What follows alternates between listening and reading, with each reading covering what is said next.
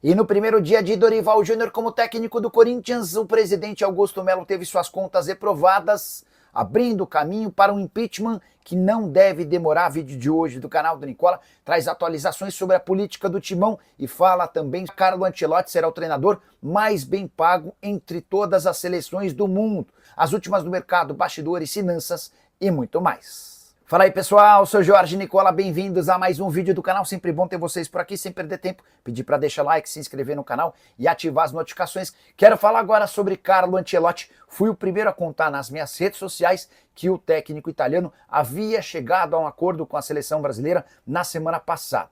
Quero acrescentar e avançar na notícia, afirmando que o Ancelotti será o treinador de seleção mais bem pago do mundo. O acordo entre CBF e Carlo Ancelotti prevê pagamentos mensais de 5 milhões de reais, valor fixo excluindo todos os bônus que estão atrelados à conquista. Se o Brasil for campeão da próxima Copa do Mundo, o Ancelotti vai ficar muito rico. Importante contar que hoje o treinador de seleção mais bem pago do planeta é Thomas Tuchel, que comanda a seleção inglesa e fatura 3 milhões e 100 mil reais mensais. Maurício Pochettino, que dirige a seleção americana, ganha 2 milhões e 800 mil por mês. Julian Nagelsmann, que é técnico da Alemanha. Roberto Martinez, técnico de Portugal. E Didier Deschamps, técnico da seleção francesa, embolsam 2 milhões e meio de reais cada. Fazendo a observação de que a CBF é uma empresa que fatura 2 bilhões, ou prevê o faturamento de 2 bilhões para essa temporada, não serão os 5 milhões de reais do técnico Carlo Ancelotti que causarão problema.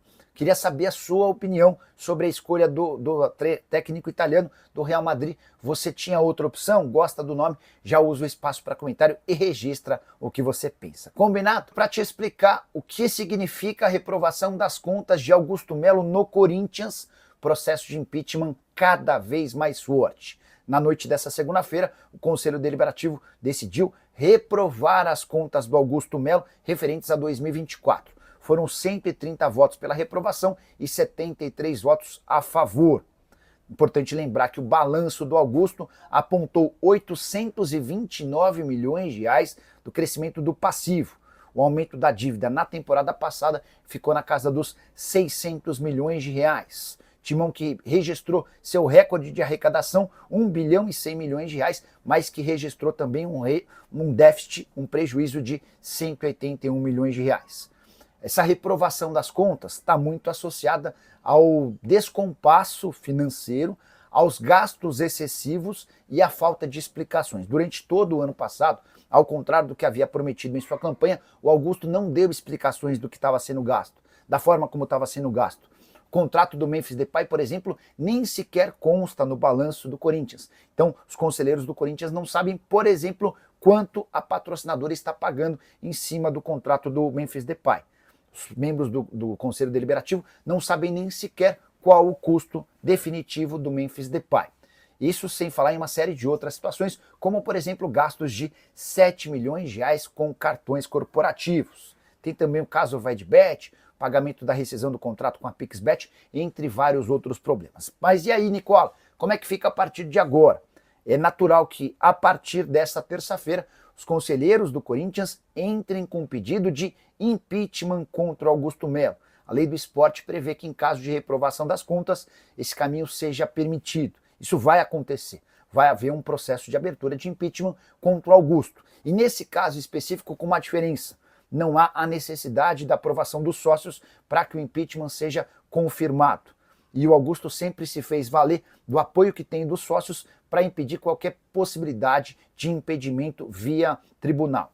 Dessa maneira, nos próximos dias, vai haver uma nova discussão apenas entre membros do Conselho Deliberativo, os mesmos que votaram pela reprovação das contas para o afastamento em definitivo do presidente.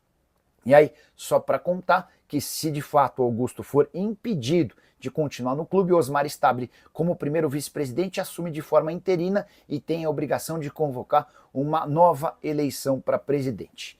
Tudo isso no primeiro dia de trabalho de Dorival Júnior, que antes, no domingo, havia assistido a derrota do Timão por 4-0 contra o Flamengo em pleno Maracanã. E você, o que pensa sobre a reprovação das contas do Augusto?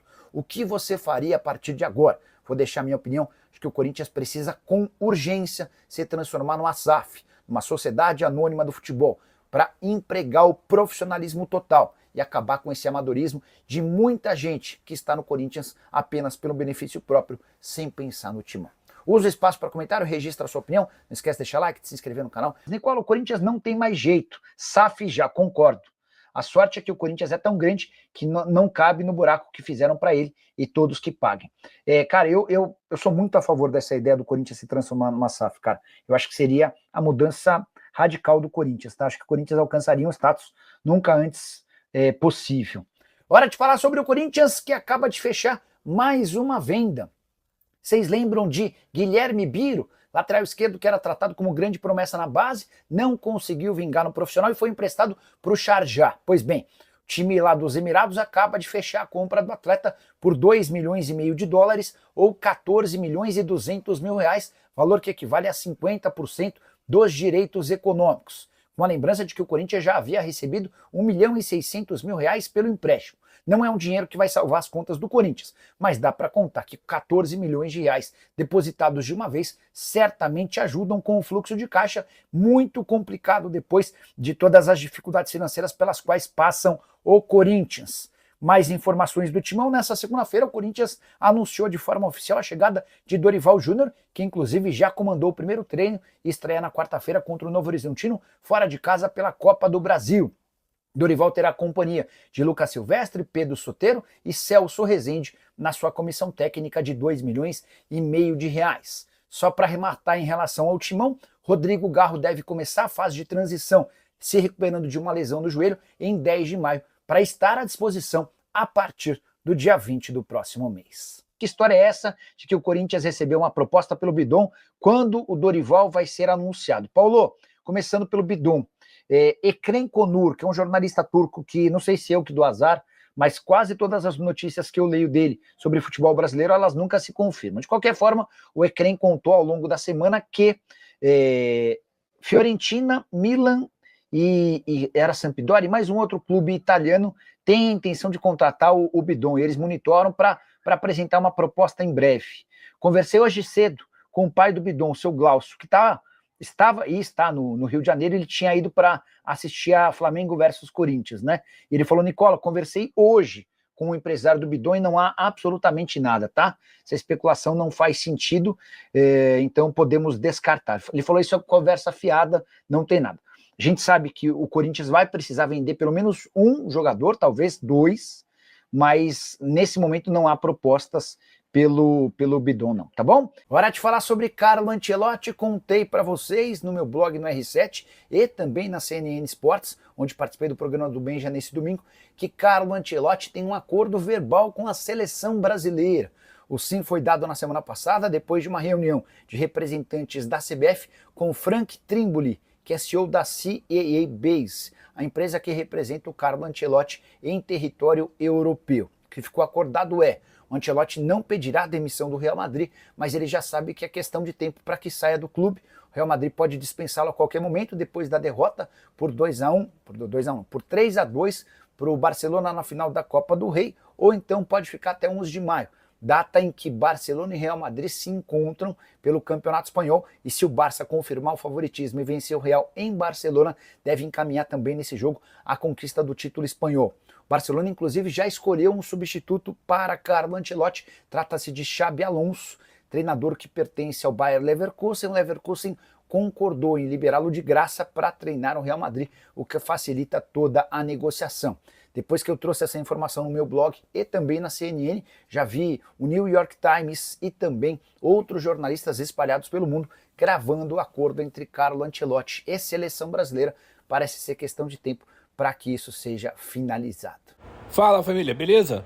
Ficamos aqui com o nosso giro de notícias do maior clube do Brasil. A gente está falando realmente do Coringão. Então, se você ficou no vídeo até agora, não esqueça de dar aquela moral pra gente, de se inscrever no canal e ativar o sininho das notificações para não perder nenhum conteúdo assim que a gente tiver postado aqui no YouTube. Você será notificado e vai poder vir conferir em primeira mão as notícias do Timão. Então já fortalece a gente aí com aquele like maroto, tá? Se não for inscrito, se inscreve. E também tem a opção aí de hypar o vídeo, né? Tem uma opção hypar aí o vídeo aí, né? Fica perto da parte de comentários, só tu rolar pro lado e meter o dedão aí na parada de hypar para fortalecer o nosso conteúdo. Um grande abraço no coraçãozinho, até o próximo vídeo. Vamos pra cima!